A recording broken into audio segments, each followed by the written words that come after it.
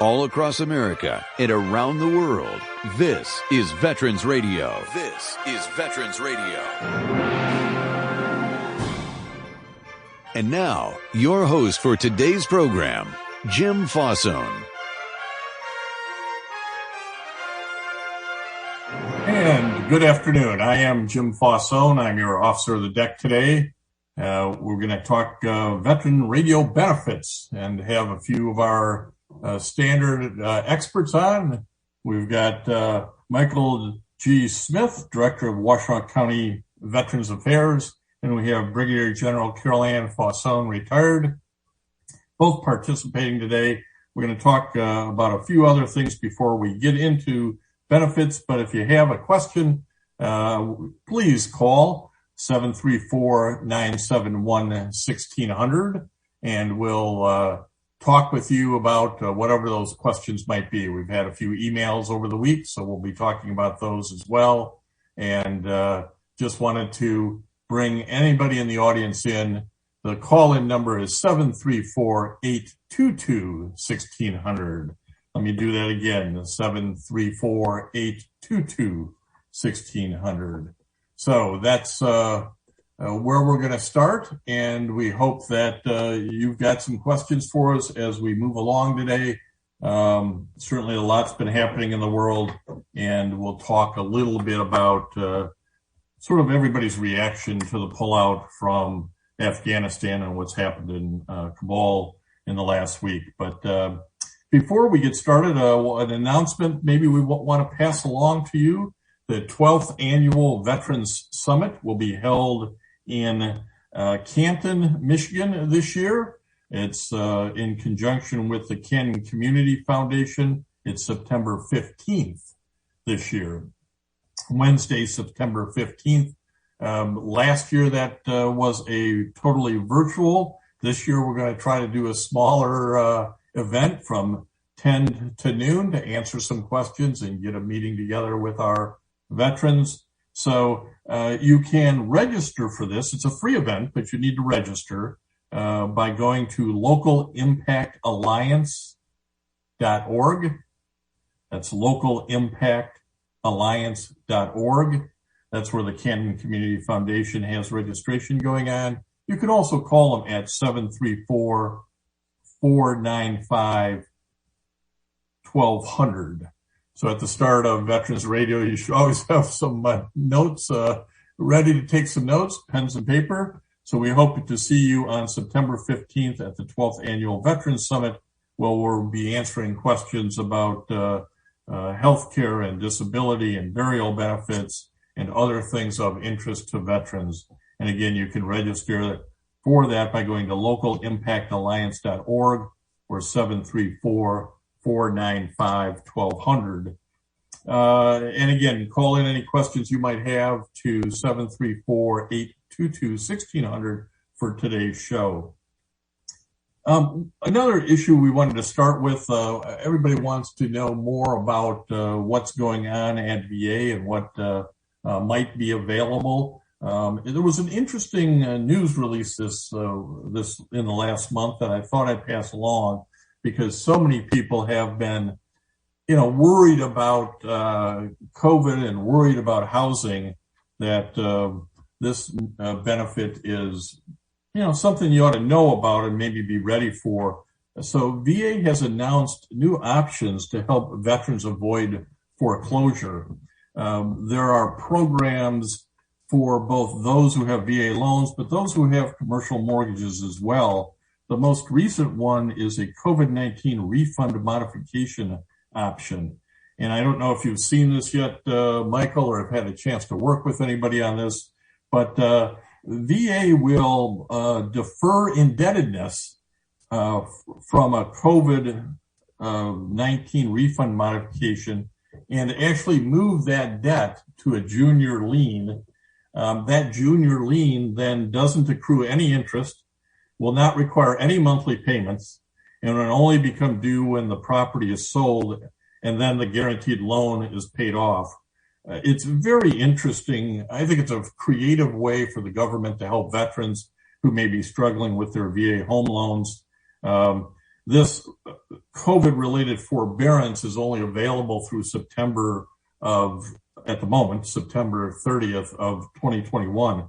But it's really a great program for veterans to know about, because they can maybe receive a 20% payment reduction, and they can move anything that they're behind on to the back end, if you will, of the loan. It's kind of an interesting program. My office won't see much of it, but I don't know if you'll see it or if it's been talked about among the county counselors, Michael. No, not at this point. I mean, it's pretty new. We just got the announcement. The VA has been working with veterans since last year with waiving indebtedness of any kind, whether it is related to mortgages or compensation, pension, education. So the Debt Management Center has actively been waiving all kinds of debts, even the VA hospital in terms of co-payments. Many veterans just received a refund of a collection of co-payments because of the VA's position right now to waive debts. So this is another way, another creative way in which the VA can come up with to help veterans remain in their homes. The VA does not want to foreclose on VA home loan guaranteed properties because they become the owner, and they're just not in a position to be an owner and mover of properties. So they much prefer that veterans work together to come up with creative ways to keep them housed and in their homes. And I think this is just an awesome way that the VA is, again, come up with an idea of making sure that our veterans are taken care of. Yeah, absolutely. And I think that we're talking about this today on Veterans Radio to help veterans avoid foreclosure. So many veterans do have VA loans. If you're sitting there and you've got a problem with making your payments, don't just sit there. Don't just get yourself into a foreclosure situation, because really it seems every month in the last year or two, VA has come up with something new to help veterans stay in those houses. So please, if you're out there or if you know somebody, a fellow veteran who might be struggling financially and maybe is not staying up to date on their VA loans, hey, tell them something new's going on out there. Don't sit there. Reach out to a county counselor or reach out to VA's home loan program. I do have that number in front of me, and I'm going to give it so folks can write this down if they need it. The VA's home loan program number is 877-827-3702. So we've been throwing a lot of phone numbers at you, but these are important to write down. The VA's home loan program, 877-827-3702. It only goes for another month or so at the moment. So get in there now and talk to them about a COVID-19 refund modification, and it may really help restructure this loan and get you out of some challenges you were at. The VA also is working hard on rental housing assistance for extremely and very low income veteran households through the VA Supportive Services for Veterans Families program.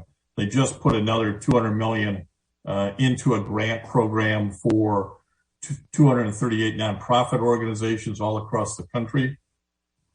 And you'll see them do, as I say, doing these things regularly.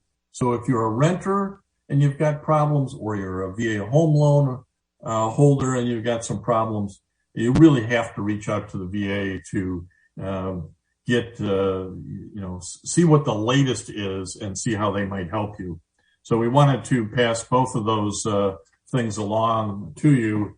And also in our update, if you will, on what are medical related issues. An interesting article caught my eye this week about something that the VA has been doing for a while, but I don't know that we've had much talk about it here. And that is the use of acupuncture for veterans. And actually a clinic over in Benton Harbor got written up about a family medicine physician at that clinic who has he completed his training program in acupuncture at Harvard Medical School back in 2015. And he is regularly treating veterans through the use of acupuncture. it's sort of today it's reported that over 88% of VA facilities offer some treatment in this form beyond traditional medicine to this sort of more Eastern type medicine. Have you had any of your veterans, Michael, go through the acupuncture programs? So yes, Jim. As a matter of fact, I'm one of them. I'll tell you about my own experience. But yes, many of our veterans much prefer the VA's alternative pain medicine or pain management programs. It's just not acupuncture. It's also yoga, massage therapy, and chiropractic.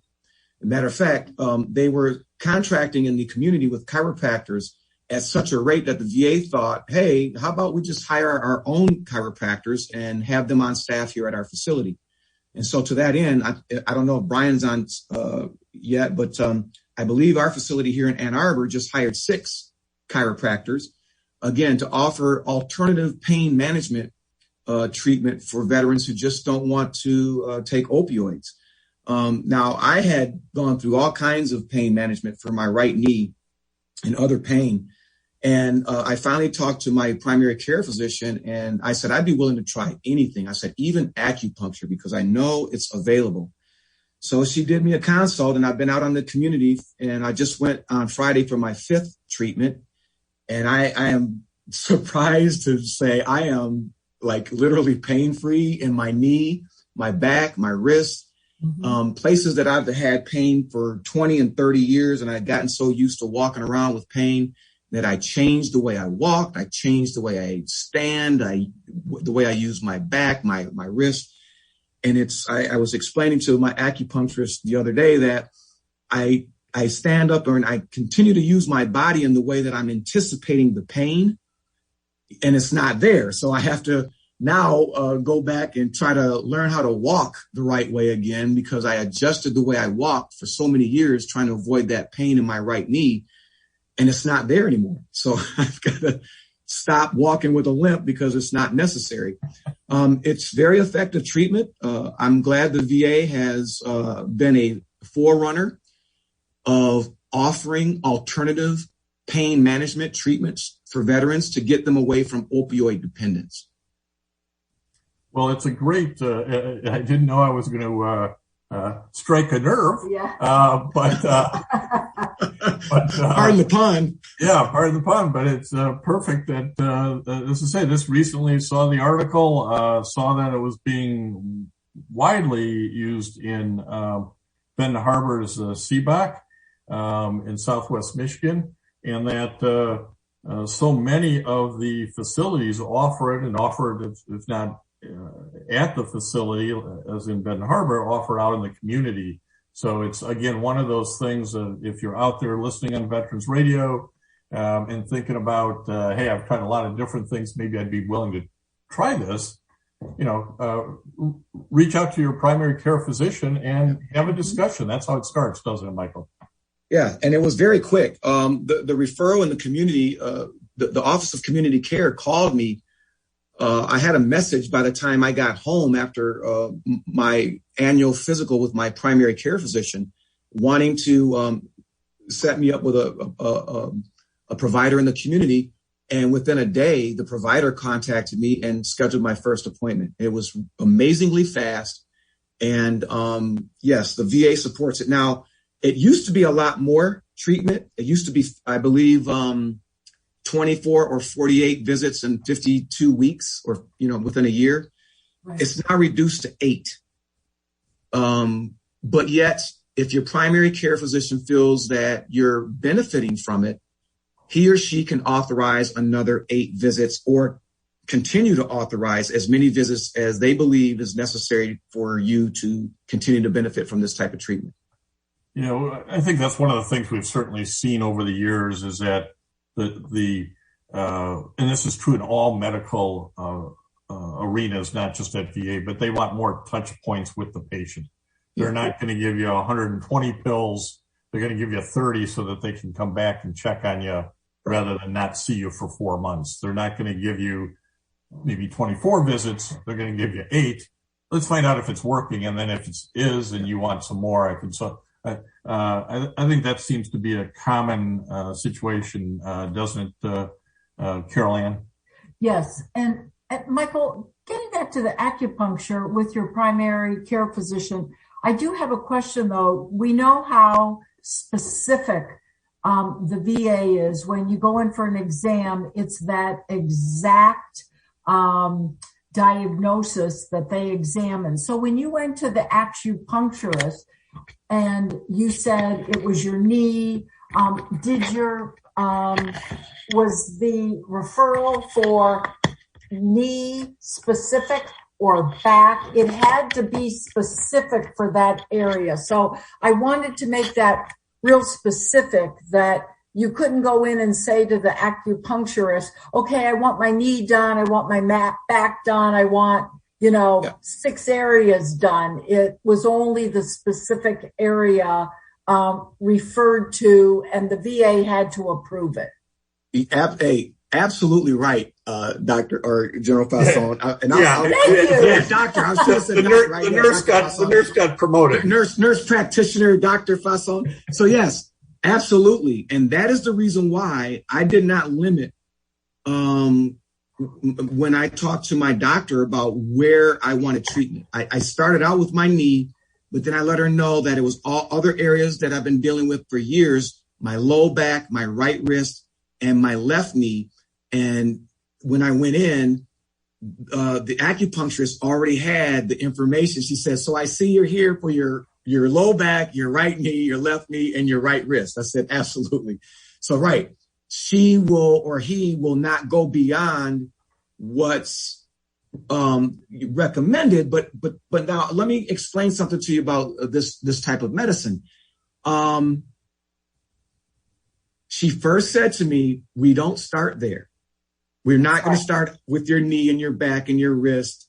We start with other areas of the body to open up your own body's energy so that your body can begin to do its own healing in those areas. Then we move to those areas. And that's exactly what she did. And it's been an amazing journey. I have been living with pain for so long that I cannot believe I don't have pain. So, and how many veterans would roll their eyes about, well, we don't start there, we have to get the energy flowing, right? Right. You have to accept this, recognize a little bit too, don't you? Yeah. What's really neat is when I got there, she told me that my primary care physician refers a lot of veterans to her, and she's got a lot of veterans on her caseload. So I was really happy to hear that. That's great. Yeah. Well, again, we just want to bring to our listening audience that, VA is doing these alternative things. We were hoping that Brian Hayes, the Public Affairs Director, would be on with us today, but tied up, and hopefully we'll have him back next month. But there is one other thing that I think we have to talk a little bit about in terms of what's available with VA before the first half of the show gets by us, because we're all experiencing some trauma, if you will, from watching the news and seeing the pullout of American forces and people and special immigrant visas out of Afghanistan and what's happening in Kabul airport. And we have heard from a number of folks that this is, this could be triggering to them, Afghan veterans and other veterans, even Vietnam veterans, have talked about how triggering this is for them. I actually got through an email that I just want to read a part of to go into this to Veterans Radio, which was, as I continue to watch what is going on in Afghanistan, it almost makes me sick to my stomach. Those Afghan veterans who have been physically and mentally injured are struggling in Wayne, Oakland, and Macomb counties all come to my mind. I have no idea what to do or what should be done, but I want to have an open discussion about this. And that email today really kind of hits home. I think it does for a lot of folks. We feel for those veterans, and we certainly don't want things to get any worse for them. It may be a little too early in the week to have other reactions from people. Michael, have any of your veterans kind of reached out and said, hey, I find this troubling? No, Jim, actually, it's been the reverse. This is a list of 168 Operation Enduring Freedom veterans that are in my database. I ran this list 2 weeks ago, and I have personally been calling them one by one and reaching out to them to ask them how they've been feeling, since the beginning of this issue.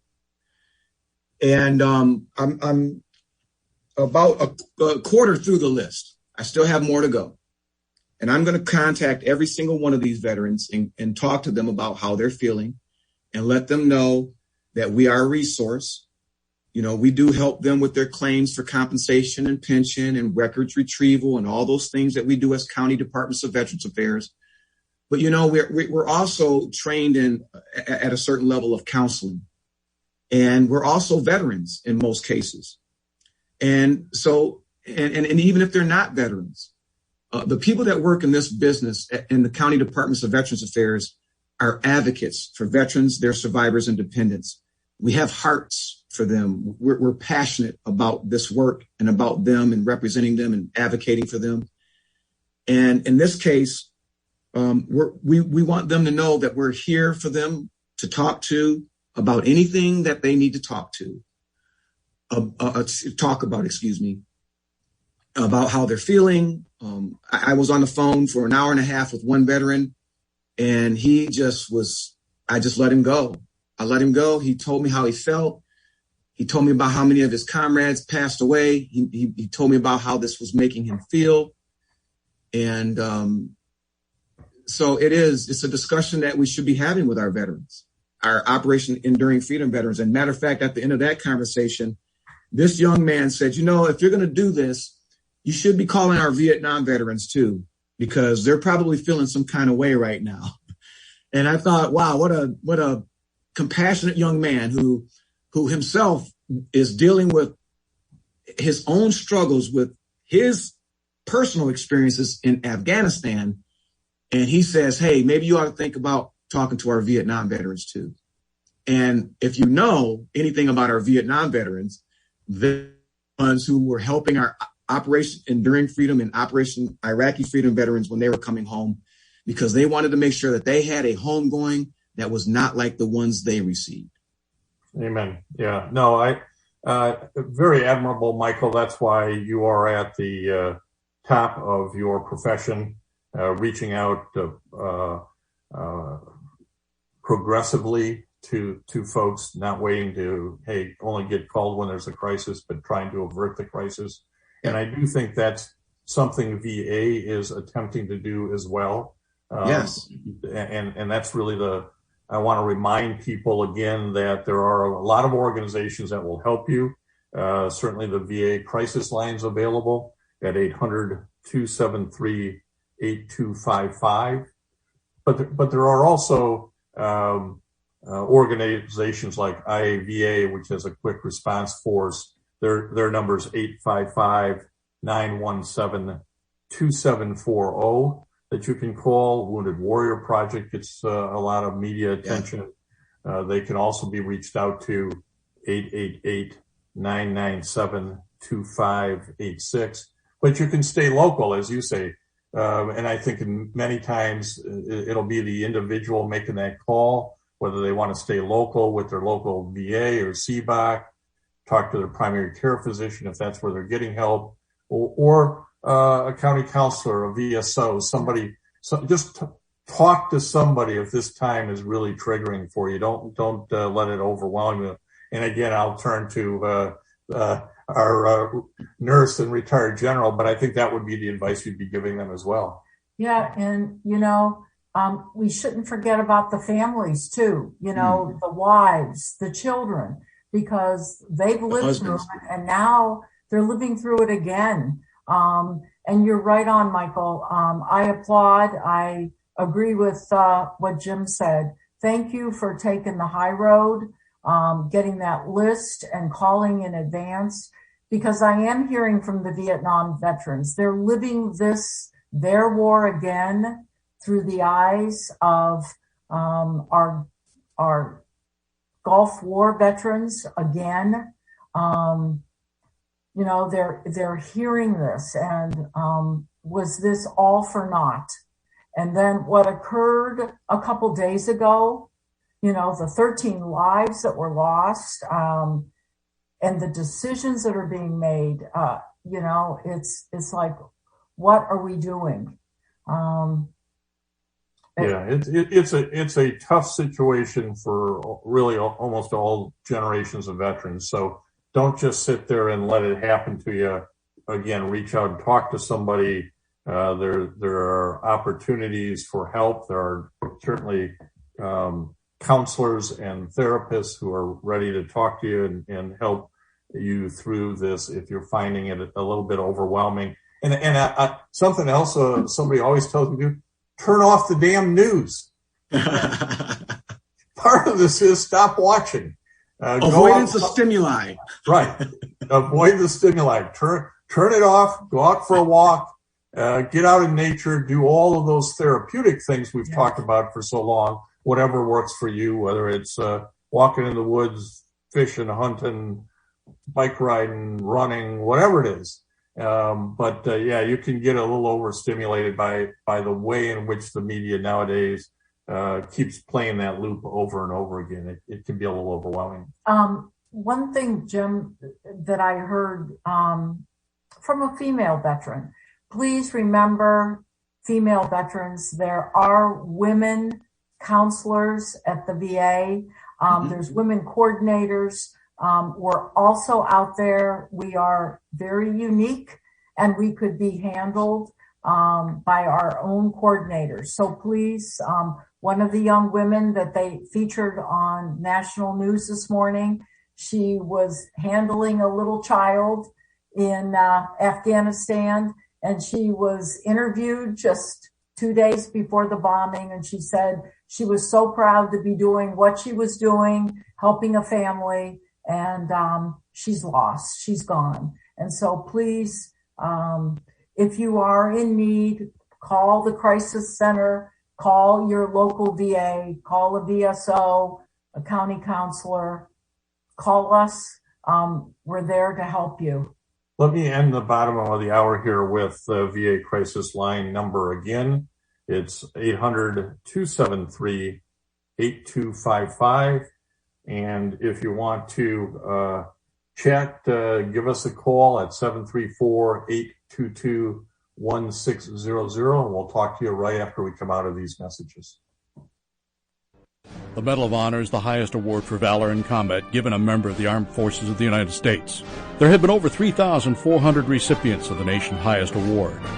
This is one of them. Army Sergeant John Latham, along with 2 comrades, rescued 3 soldiers under heavy German machine gun fire. Details after this. If you have a VA claim denied by the Board of Veterans' Appeals, contact Legal Help for Veterans at 1-800-693-4800.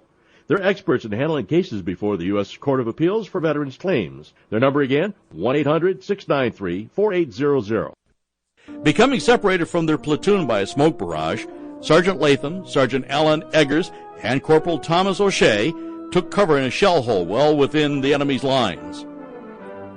Upon hearing a call for help from an American tank that had become disabled 30 yards from them, the 3 soldiers left their shelter and started toward the tank under heavy fire from German machine guns and trench mortars. In crossing the fire-swept area, O'Shea was mortally wounded, but Latham and Eggers proceeded to the tank, rescued a wounded officer, and assisted 2 wounded soldiers to cover in a nearby trench. Latham and Eggers then returned to the tank in the face of violent fire, dismounted a Hotchkiss gun, and took it back to where the wounded men were, keeping off the enemy all day by effective use of the gun, and later bringing it with the wounded men back to our lines under cover of darkness. Sergeant Alan Eggers was also awarded the Medal of Honor. The Medal of Honor series is a production of Veterans Radio. Military veterans touch everyone's life. I'm guessing right now you're thinking of a veteran, a close friend, relative. Maybe it's you. Even the toughest of us sometimes need help, but don't know where to turn for support. You don't need special training to help a veteran in your life. We can all help someone going through a difficult time. Learn how you can be there for veterans. Visit VeteransCrisisLine.net. VeteransCrisisLine.net. A message from the U.S. Department of Veterans Affairs.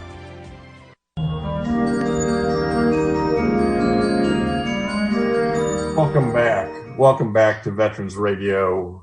We're glad to have you and talk about a few more issues that every veteran should know about, some benefit issues. I should remind you to hang on to the end because we were going to give away our U.S. Wings jacket. We've got the name here. The generals reminded me I didn't do my duty and announced that at the beginning that was coming up. And I also didn't thank some of our sponsors, so let me thank them as well. So we have to thank our sponsor, NVBDC.org, National Veterans Business Development Council. They certify veteran-owned businesses so that you can do work with corporate America and prove up that you're a veterans-owned business. And they do a great job of networking folks in the business world. So you can learn more at NVBDC.org. I mentioned U.S. Wings, the purveyor of fine military equipment, jackets, coats, all kinds of different authentic gear. This U.S. Wings jacket will be made available and given away here at the end of the hour. But you can find out more about them. Go to their site, uswings.com. And we've been talking about issues of health, and certainly Eisenhower Center is a healthcare facility dealing with TBIs and mental health issues in Ann Arbor, Michigan, and in Jacksonville, Florida. We're today broadcasting from what we refer to as Southern Command for Veterans Radio down in Florida, where it's about as hot as it is up in the Detroit, Michigan area.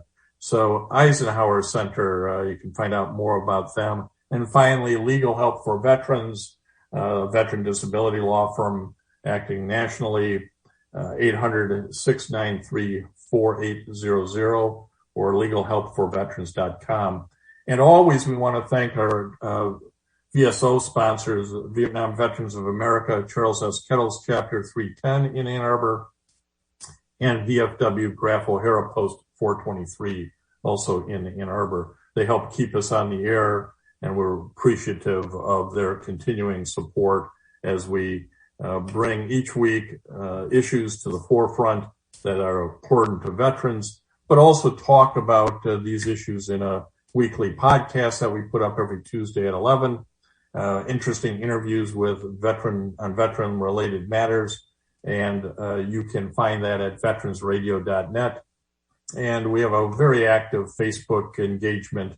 We would hope you would check us out on Facebook for Veterans Radio, like us, and keep track of everything that's going on. And both veteransradio.net is an outlet to suggest to us additional types of programs that you'd want, and also Facebook, messaging us on Facebook.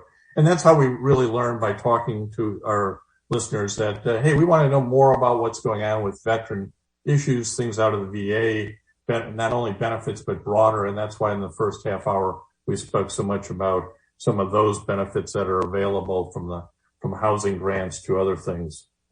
So as we turn to more directly to our veterans benefits issues, I think maybe where I want to start is, we've talked a little bit about this, but in the past, but this is a big deal. VA's new view and expanding benefits for those they'll call them particulate matters. We'll call them exposure to burn pits. But the new presumptive for those who have cyanitis, asthma, and rhinitis. I probably said that wrong. I'm not a medical guy. But it just began at the beginning of August here. Michael, have you seen any activity of either interest from your veteran clients or from the VA on this topic, which I think is a pretty big deal? And we're going to go back to you're muted, so that's going to make it even harder to learn what you're saying. All right, thank you, Jim. Yes, so you're right. What's made this even better for us as county veteran service officers is the VA's outreach.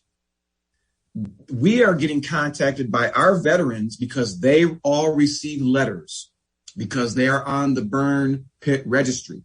So that's the most important thing. If you're not on the burn pit registry and you want to be able to get information like what just came out, please do so, because those who are on the burn pit registry did receive a letter from the VA letting them know that they added these three or these new presumptive conditions. And several of my veterans are like, hey, I got rhinitis. Do you think I should file that claim? I'm like, yeah. So, yes, we've been working with our veterans, reaching out to us because the VA has done their appropriate outreach. And I really can't say enough about that effort on their behalf because it's making our jobs a whole lot easier. Well, it's really important for veterans because the burn pit problem was so widespread, and by problem I really mean usage, and so there are a lot of folks with a lot of exposure, and a lot of other problems. Yeah. Yes. And you know, we've been asked about those other respiratory problems, and my view on it is this is a start. This isn't the end of the presumptions coming out of burn pit or particulate exposure. It's the start of something. And as we saw with Agent Orange, it takes a long time, but they keep adding things to the list. But pretty happy that they actually started something. And I'm going to let Brian Hayes come into the conversation and see if he wants to tell us about that outreach. So but that, it probably is just that, just a start. Brian, welcome. It's a good start. Jim, I have to say, I again, accolades to the VA. Now, this burn pit issue has been ongoing for some time, but they did not allow it to drag out as long as atomic veterans, as long as tropical disease veterans, and as long as former POW veterans, or our ongoing issue with our veterans who were exposed to herbicide agents. Yep, they just added 3 new conditions to that list, and hopefully they'll add at some point hypertension, which they continue to not add, although it's been in that report from IOM 3 times now. And this last report, it was at the level that met their standards that all other conditions did for service connection, and the secretary did not add it again. So I think we have Brian Hayes on the line. Brian, are you unmuted and joining us? Yeah, I think so. Can you guys hear me okay? We can hear you fine. We're glad to have on the Director of Public Relations for the VA healthcare system in Ann Arbor. So sorry I'm late. I had a little bit of an emergency at home, but I'm a little out of breath because I got in and ran up the stairs into the office, and here I am. Well, we're glad to have you. We were talking about the VA's outreach on the particulate presumptions, and wanted to know if you wanted to weigh in on that at all. Well, I just know from personal experience because, I'm a veteran of that geographic region. And so I know that the VA central office sent out letters to every veteran who might be eligible for that. I got one, and so because of the presumptions that might be the case with the Southwest Asia Defense Medal. So, and I have that from being from Desert Storm. So we know that there's that. There's also a lot of social media outreach that's going on. But really VA is sort of hands-on this, directly contacting veterans who may be eligible.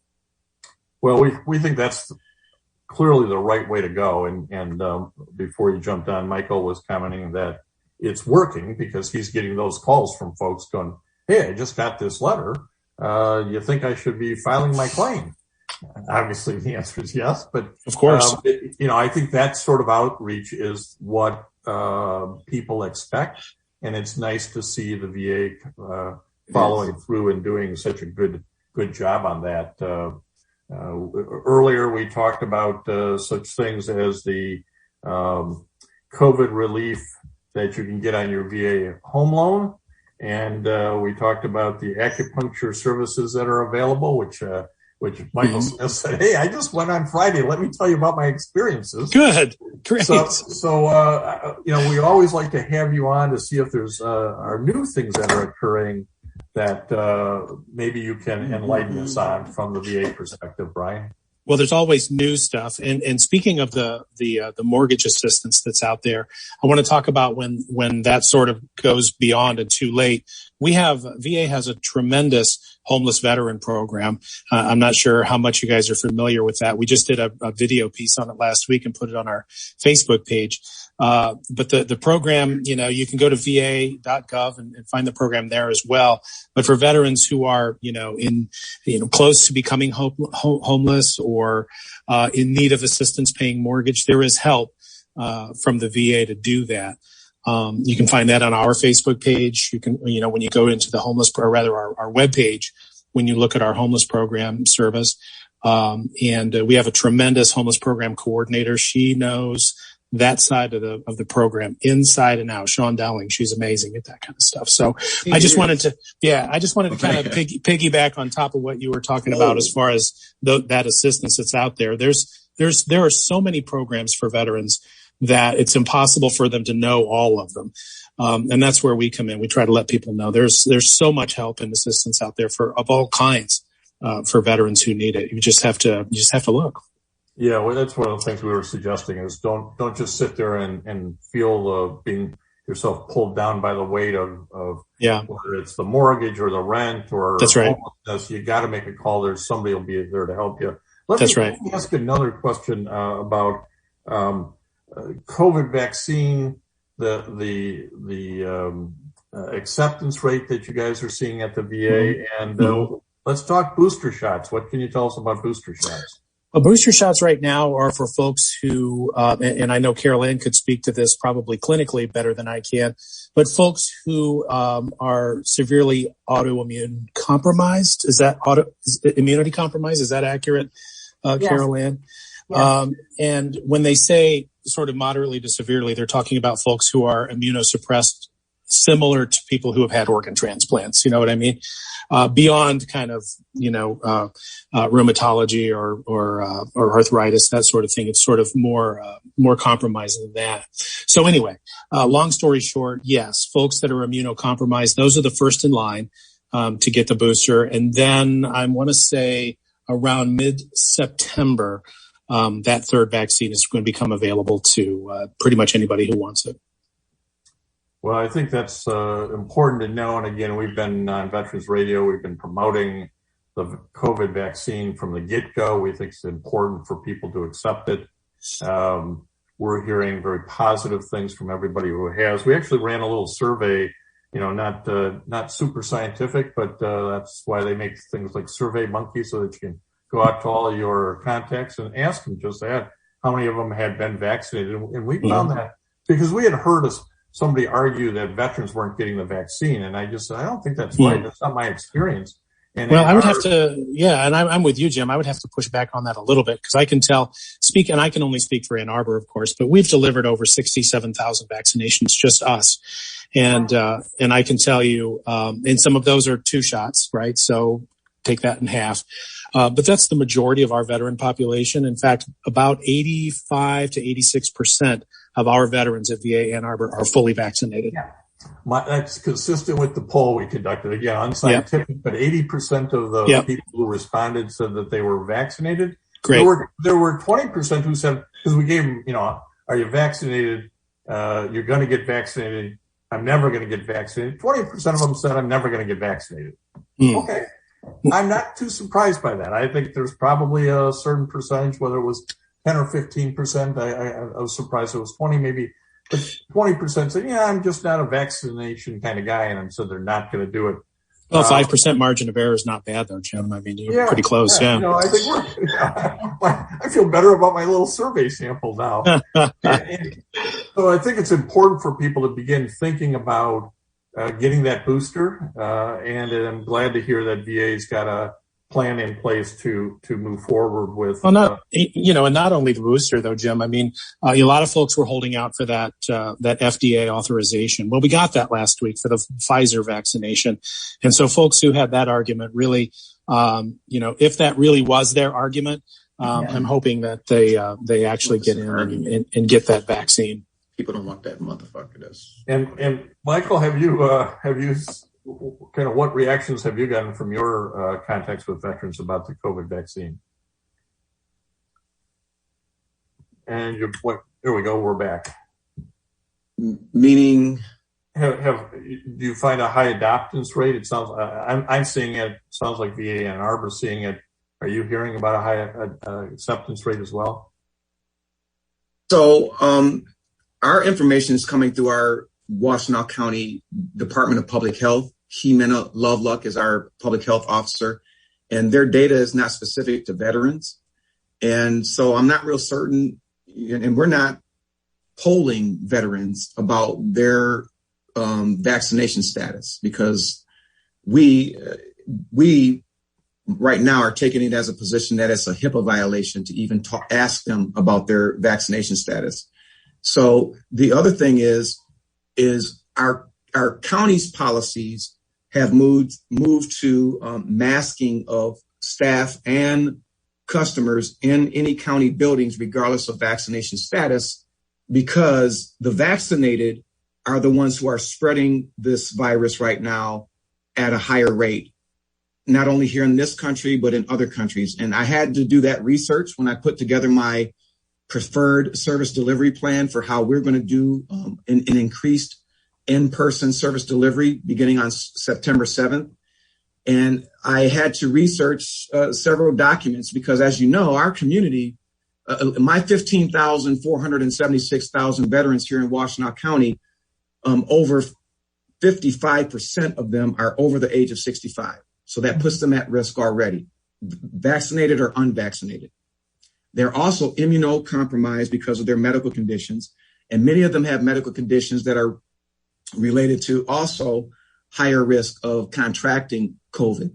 Now, we also have that 50 million plus population of 12 years old and younger who cannot receive the vaccination. So it's not an issue of those who are holding out and, those that are not informed, refusing to get it. No, there's about 50 million people who can't get this vaccination right now. So my concerns in my service delivery model was making sure that I protected my customers, my staff, and their family members.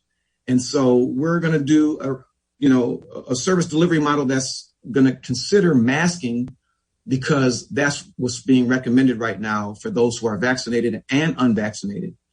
But in terms of those in my community who are refusing getting the vaccine, they're not talking to us about that, and we're not collecting that data. Okay. No, again, everybody's got to make an individual choice here, and it's just, I think sometimes there's also some misinformation that leads people in one direction or another. So, true. If you just talk to the medical folks, and I'm sure the general would echo in here, there's just a strong history of validity of vaccines and whether that's true. But I'll tell you one thing, Jim. When they vaccinated me against scarlet fever, I didn't get scarlet fever. After they vaccinated me against diphtheria, I didn't get diphtheria. And after they vaccinated me against all those other things that I did, rabies, by the way, I did get vaccinated against rabies. I didn't get rabies. So I think people's concerns right now are you're pushing a vaccine that's not providing the protection that a polio vaccine did, or a scarlet fever vaccine did, or a diphtheria, or a tetanus shot does. It's just not proven to provide that same kind, because people are still getting infected and sick and actually dying from COVID-19 after vaccinations. And that's the discussion that's not being talked about anywhere. Well, there certainly have been breakthrough COVID cases. I don't know if the data is very good on how much of that is really occurring. Yeah, because you know why? Because they're not testing those who have been vaccinated unless they're symptomatic. So that's the problem right now. It's the CDC and WHO and other health organizations do not know the transmission rate amongst the vaccinated to the unvaccinated, or the vaccinated to the vaccinated, because they're not testing the vaccinated unless they're symptomatic. So yes, the data is not clear. So basically everything you're saying, Michael, is incorrect, but I'm not going to get involved in a conversation like this. So guys, if you don't have anything left for VA Ann Arbor, I'll go ahead and sign out. Brian, thanks for coming in. We appreciate it. We'll understand you're signing out. Got it. Okay. Thank you. So we're coming to the end here, but I did have a question or two from emails of disability issues that I wanted to get to. One of them, I think, just is again, one of these things where people just don't understand how the two systems work. And that was Michael in Oakland, California asked, hey, I'm 100% Social Security disability rated. Why doesn't the VA automatically make me 100% rated? And I see you shaking your head, Michael. You want to explain to him the difference? There is a difference between the VA rating schedule and the way the Social Security disability schedule looks at disabilities. And yet the laws and the rules of disability for both agencies require that they interact with each other. So it's informational back and forth, but it's not controlling. I think that's what people think. It should be controlling. Right. It's not automatic. Right. It's not automatic. And you get rated in a different holistic approach by Social Security. You either are or aren't able to work, whereas VA really looks at individual body parts, if you will, and rates how that's impacting one's ability to be gainfully employed. Yes, and how it was service-connected related to your military service. And if you want to find out more about this, Jim, we've just completed an ebook. So please go online through our Legal Help for Veterans, because this question has been asked many times about the difference between Social Security and VA disability rating. One other quickie, Jim and Michael, I don't know if you've been experiencing this, but I would tell our veterans out there, your clients, our clients, if you get a letter from the VA that says, please respond within 30 days, and you get a letter from the VA is experiencing high levels of VA irregularity in the mail. Just got a letter the other day. One of our veterans called us. You had 30 days to respond, got the letter within 4 days of 30 days from when it was sent from the VA because of mail. Please notify your rep so that we could respond, so that doesn't get closed out with your disability rating. I think that's really important. And Michael, I'm glad you're shaking your head. We don't want your claim to get closed. So let me jump in with one more email question that we got before we run out of time and we announced that U.S. Wings winner for that jacket. Otis from Cicero, Illinois, wanted to know why his disability rating went down after he had a knee replacement. And again, these seem like they're obvious questions or answers, but Michael, go ahead, give it quick. Very, very quick. The rating on the knee went away when the knee went away. So when they did the knee replacement, there's two evaluations for knee replacements or prosthetic replacements, 30% and 60%.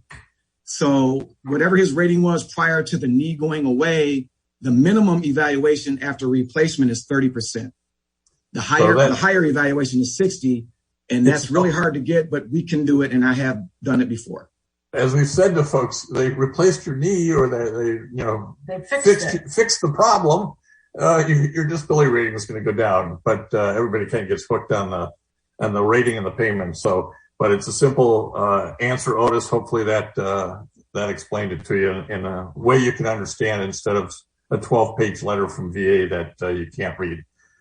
As we come to the end of the hour, I want to thank Michael Smith and Ann Fausone for coming in and talking again to our veterans here on answering some of the questions, talking about some of the things new going on and some of the things in the news that are going on. One of our sponsors is U.S. Wings. They're the maker of these great jackets, all kinds of different military gear, really authentic gear, quality stuff that'll last, it'll last longer than you will. So we would encourage you to go to uswings.com to check that out. because you'll be amazed at it. And if you've got one of those men or women in your life who it's tough to buy a holiday present for or a birthday present for because they got everything, when you ask them, they say, I got everything I need. Well, buy them something that they want, that they never say they need, but man, they'd love to have that kind of gear. So go to uswings.com for that.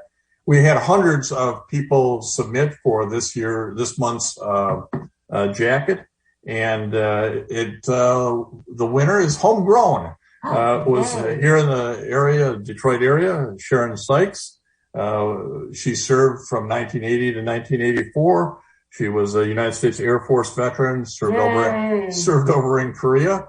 So, Sharon, we'll be reaching out to you. You'll love this jacket.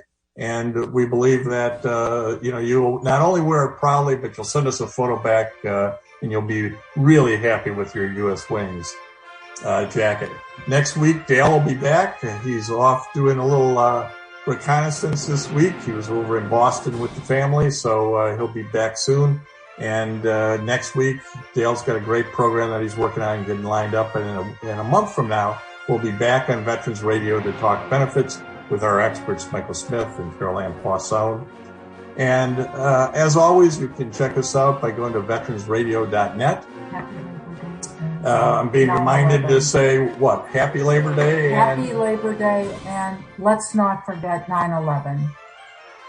And we'll remember that, and let's keep all of those Afghanistan veterans in mind as we go into this upcoming week and everything that goes on. And until then, you are dismissed. Lucky Land Casino, asking people, what's the weirdest place you've gotten lucky? Lucky? In line at the deli, I guess? Aha, in my dentist's office. More than once, actually. Do I have to say? Yes, you do. In the car before my kids' PTA meeting. Really? Yes. Excuse me, what's the weirdest place you've gotten lucky? I never win and tell. Well, there you have it. You can get lucky anywhere, playing at LuckyLandSlots.com. Play for free right now. Are you feeling lucky? No purchase necessary. Void where prohibited by law. 18+. Terms and conditions apply. See website for details.